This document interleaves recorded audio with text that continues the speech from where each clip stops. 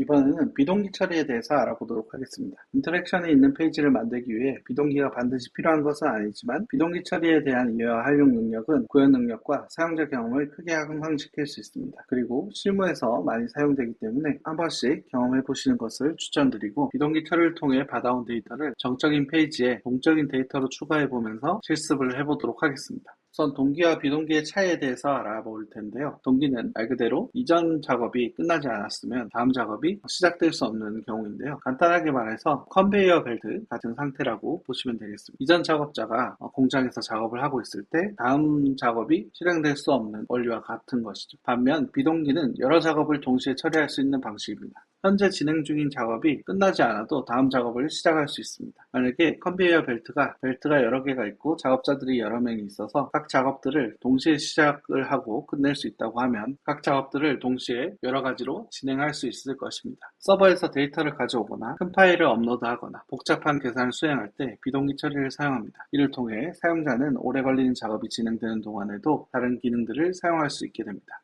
동기 작업과 비동기 작업 버튼을 마크업하고 스타일링을 하겠습니다.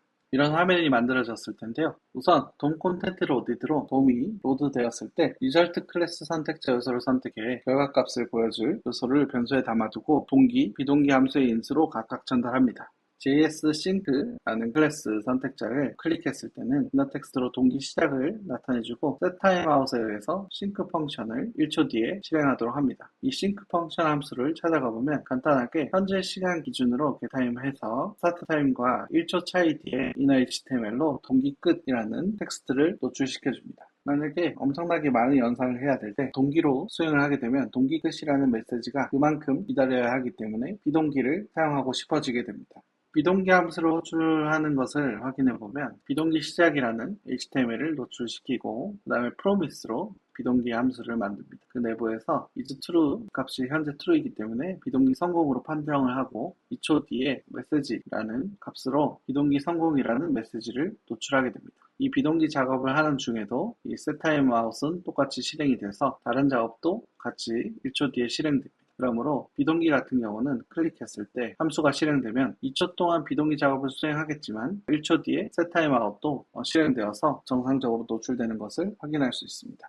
다음과 같이 동기 작업은 동기가 끝날 때까지 기다려야 되고, 비동기 작업 같은 경우는 다른 작업도 실행됩니다 라는 메시지가 1초 뒤에 정상적으로 노출됩니다. 비동기 함수는 다양하게 존재하는데요. 프로미스가 대표적으로 자바스크립트에서 비동기의 연산, 성공의 실패, 결과값을 나타내는데 서버에서 데이터를 가져오는 작업 등 비동기 작업에서 쉽게 사용할 수 있습니다. 펜딩 상태가 있고 완료되지 않았을 때 상태를 스피너나 이런 것들로 노출시켜서 기다리고 있을 때 상태를 사용자한테 보여줄 수 있고, 퍼필이 시행되게 되면 성공 또는 실패를 반환하는 상태입니다. 그리고 리젝트는 비동기 처리가 실패하거나 오류가 발생한 상태를 감지를 할 수 있습니다. 그리고 async await 같은 경우는 프로미스를 조금 더 쉽게 사용할 수 있도록 ES 파일에서 도입된 문법이고, async 함수는 항상 프로미스를 반환하고 특징으로는 변수에 담아서 비동기 처리를 완료하고 싶을 때 그 변수를 사용해서 수행할 수 있다라는 장점이 있습니다. 웹워커라고 해서 백그라운드에서 스크립트를 실행할 수 있는 HTML5 API가 있습니다. 기본적으로 자바스크립트는 싱글 스레드라고 많이 알려져 있는데, 이런 웹워커를 사용하게 되면 별도의 백그라운드에서 긴 작업을 수행할 수 있어서 수행하면서도 UI의 반응성을 유지할 수 있습니다.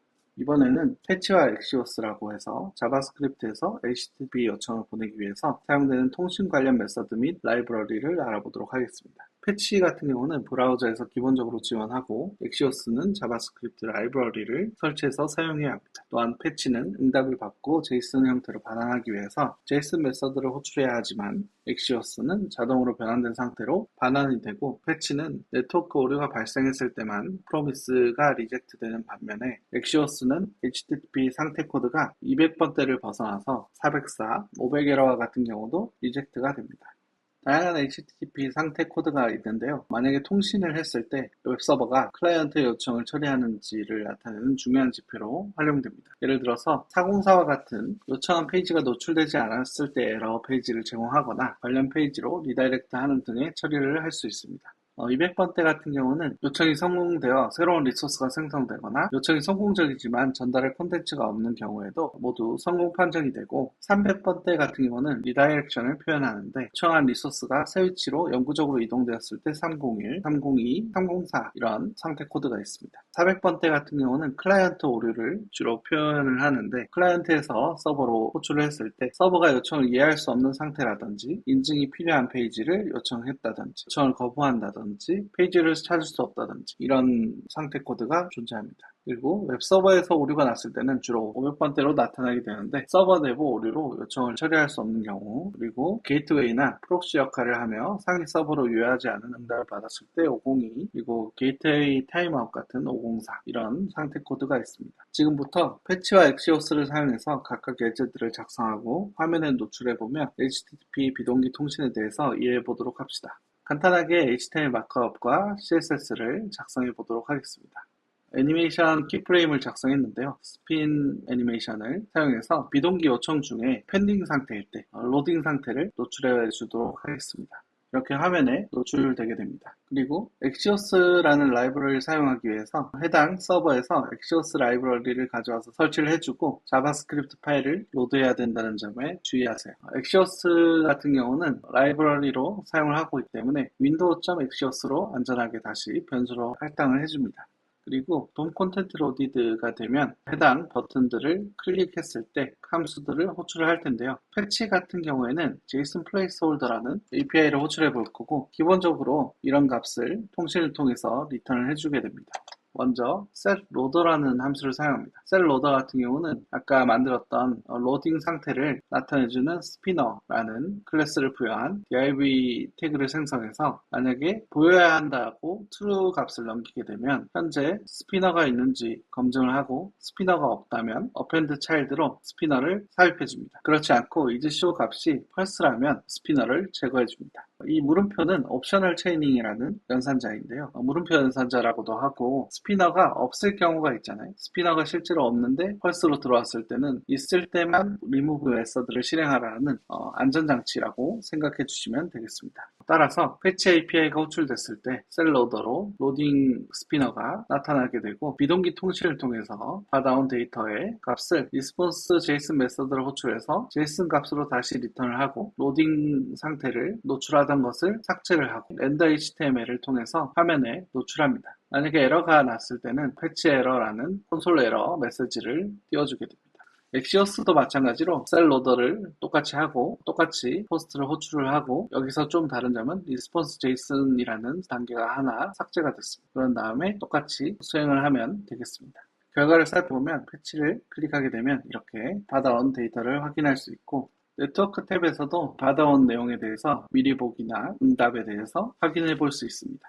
엑시오스를 한번 호출해 보겠습니다. 이번 데이터를 호출해서 화면에 노출이 되고 있고, 응답값은 똑같이 노출되고 있습니다.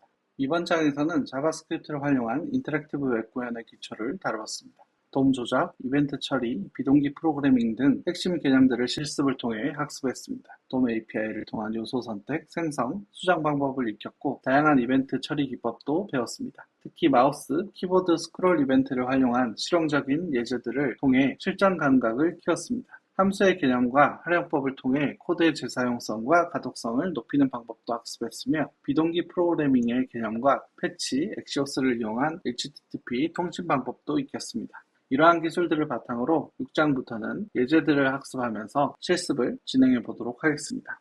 감사합니다.